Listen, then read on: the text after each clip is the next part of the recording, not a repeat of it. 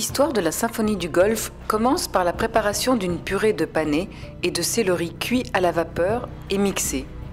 On y ajoute une touche de crème fraîche et un peu de gélatine ramollie à l'eau froide pour coller la purée, c'est-à-dire la gélifier. Il faut faire attention que ça soit bien dissous pour pas qu'il y ait de grains. Une fois la purée bien homogène et sans grumeaux, on peut la déposer dans l'assiette de présentation que l'on place ensuite au réfrigérateur. On peut alors préparer les fruits de mer et les crustacés. D'abord la Saint-Jacques.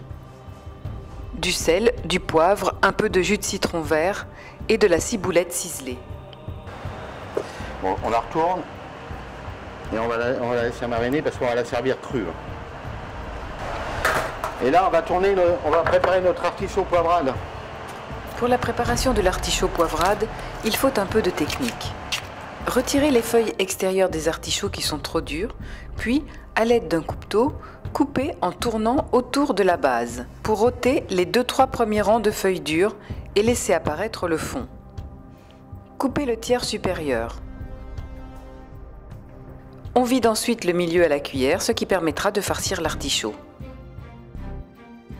On met ensuite l'artichaut à cuire dans un peu de fond de volaille avec une pointe de jus de citron.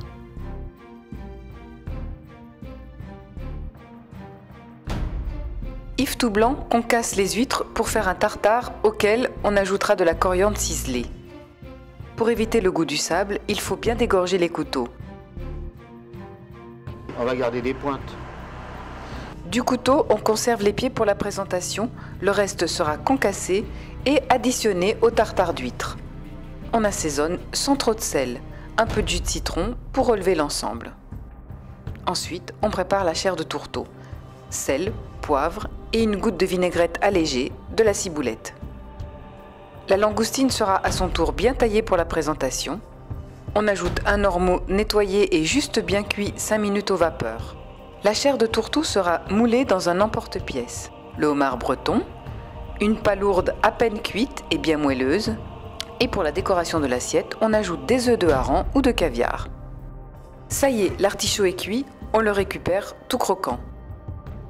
Nous pouvons maintenant sortir l'assiette de gelée de panais et de céleri du réfrigérateur, ainsi que la coquille Saint-Jacques qui sera panée d'un côté avec du cumin noir et du sésame. On farcit l'artichaut avec la mayonnaise maison.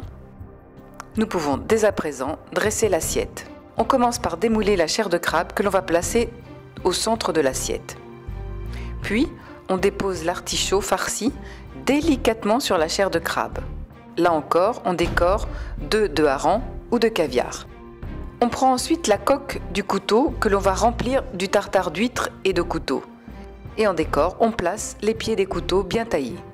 Nous pouvons maintenant déposer les fruits de mer et les crustacés tout autour de l'artichaut. L'ormeau, la crevette, la langoustine, la noix de Saint-Jacques, le homard, la palourde et le tartare de couteau.